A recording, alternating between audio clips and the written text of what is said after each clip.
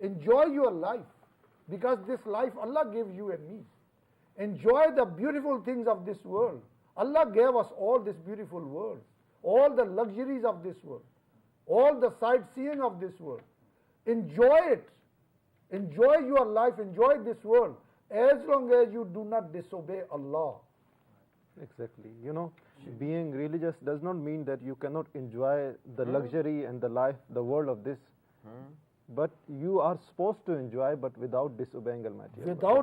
Without disobeying Allah. Without You are free to enjoy whatever you want to Don't do. transgress the But sacred law. Exactly. Allah gave us relation, respect those relations. Allah gave us every single thing of this world. رَبَّنَا آتِنَا فِي الدُّنْيَا حَسَنَةً وَفِي الْآخِرَةِ حَسَنَةً. Holy Prophet Muhammad sallallahu alaihi wasallam also asked this world and the world of the hereafter, the life of the hereafter. What was that? So it does not, Islam does not, encourage the monk system and all the time you are supposed to sit in the mosque and this and that. No, live your life, but without disobeying Almighty Allah. Exactly. Beautiful. I'd like to say too, from another type of perspective. I have 6 children. I'm not married, but I have 6 kids. And I'm looking at my children. I have 4 girls and I have 2 boys.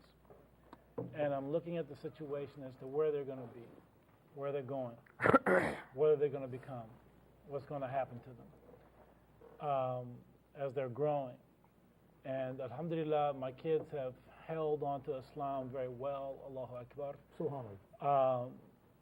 I have some little ones that are coming up, and they're kind of into their hair, and the girls, and they're into their hair and all this. And so I know there's going to be a few little battles on when I have to make them start wearing hijab and things like that, and trying to explain the beauty of hijab and the beauty of obedience to Allah subhanahu wa ta'ala.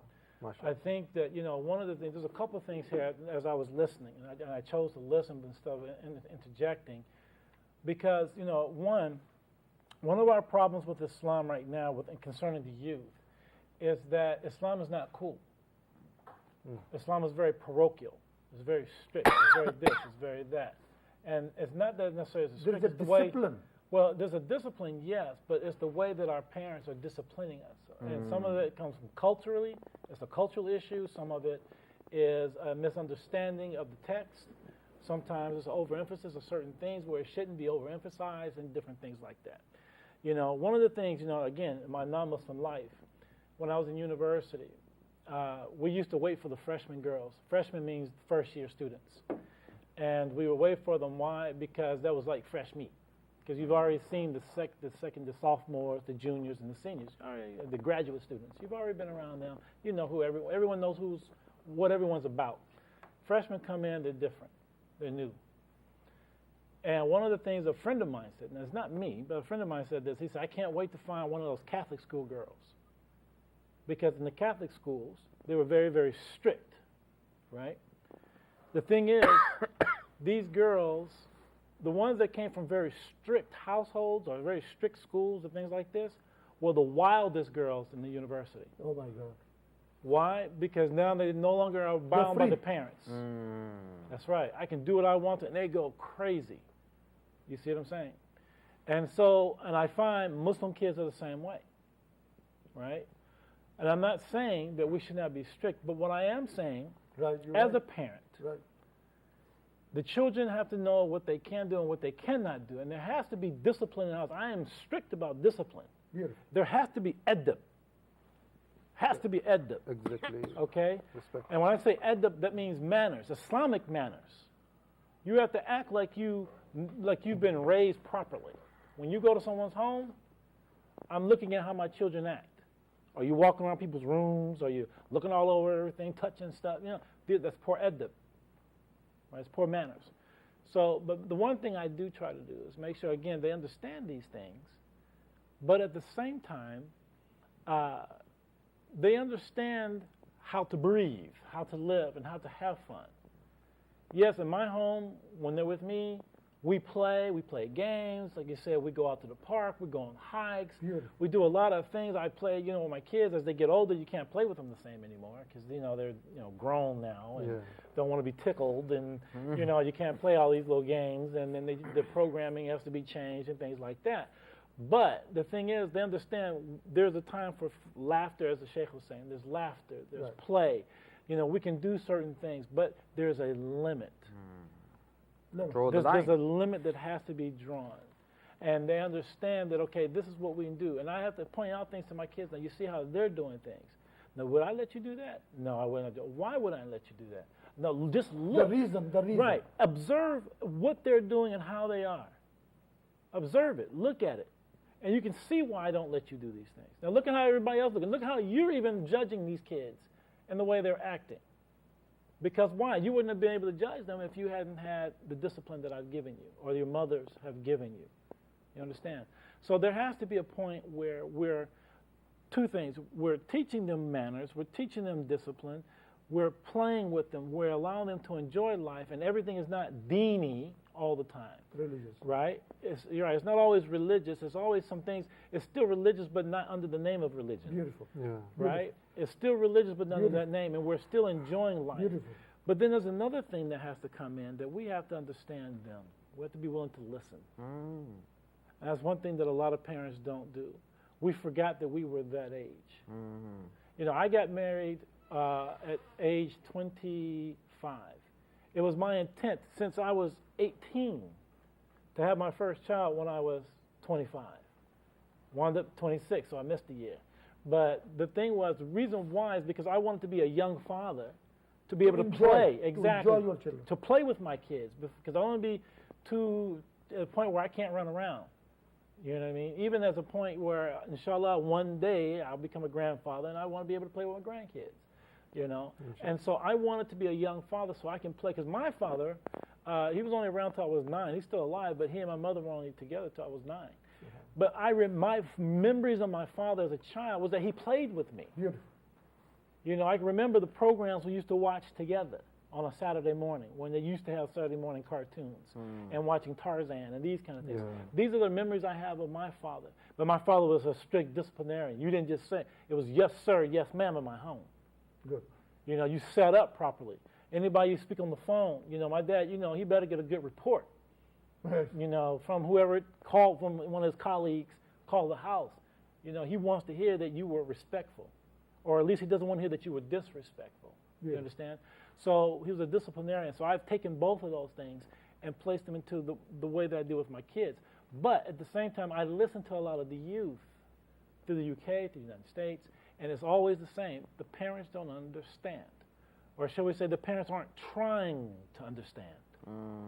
Sometimes we think that we know to the point where we don't listen. And sometimes you have to listen to your children because they're screaming out.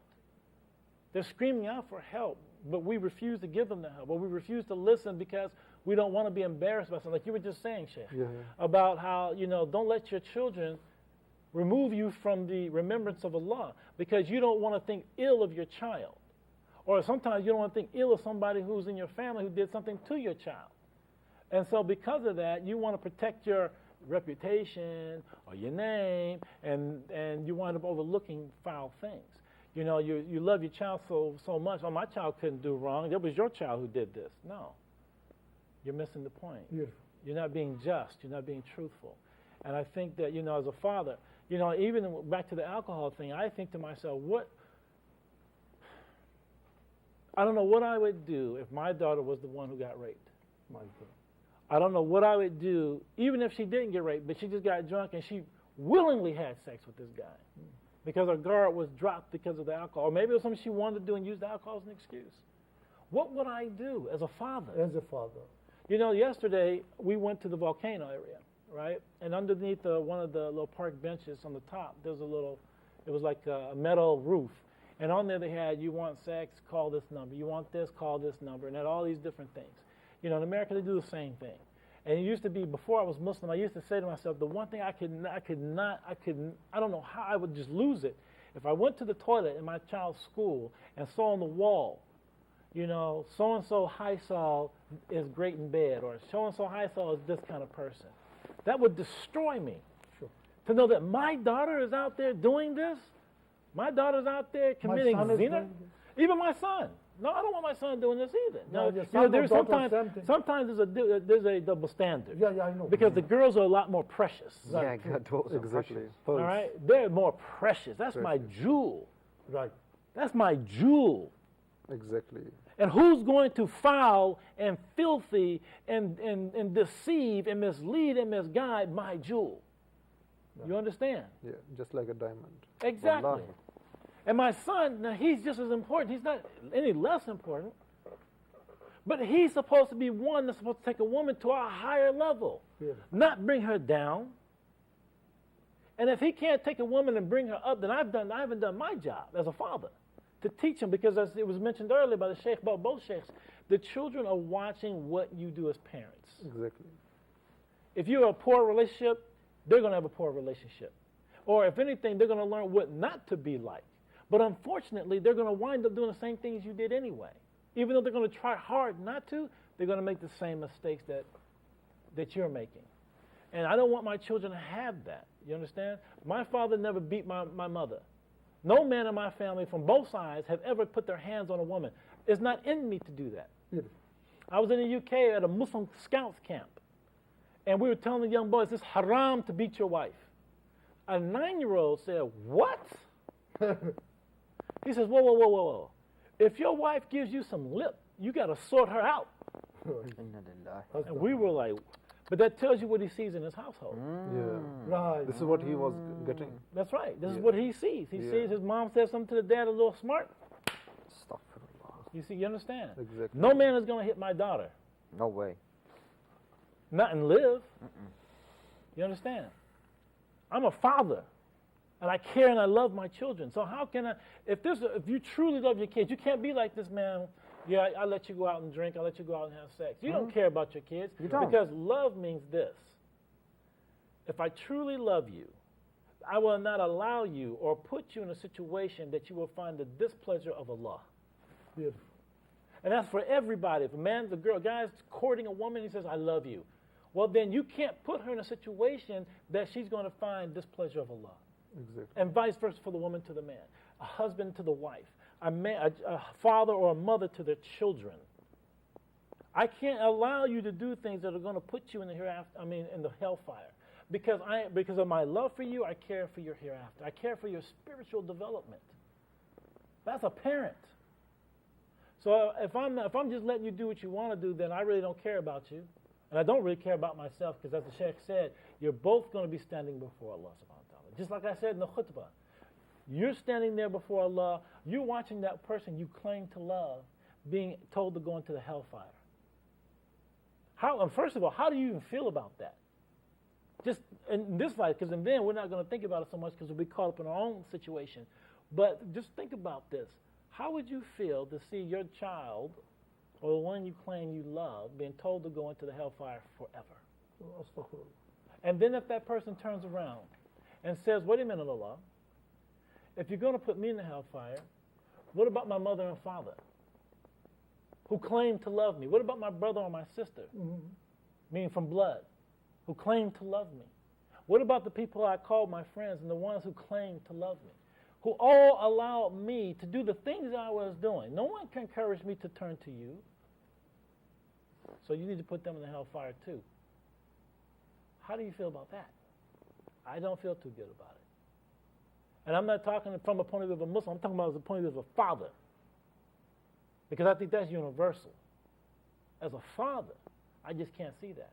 As a father, I can't see my daughters in magazines, Exactly. in videos. You know, my daughters want to sing. One of them can. And I'm thinking to myself, what am I going to do? What am I going to do? You know, maybe I just sing some nasheeds and we'll just leave it at that. And you sing at the sisters' gatherings. You become famous for that. But I don't want you on the stage shaking it. Beautiful. So my friends, you must be wondering what is going on today in Sadai Islam. You see, as I was coming in and I met CEO of IBN Islamic Broadcasting Network, and he met our visitors also, and it was a great honor and privilege for us all to have met brother in Shan Ismail.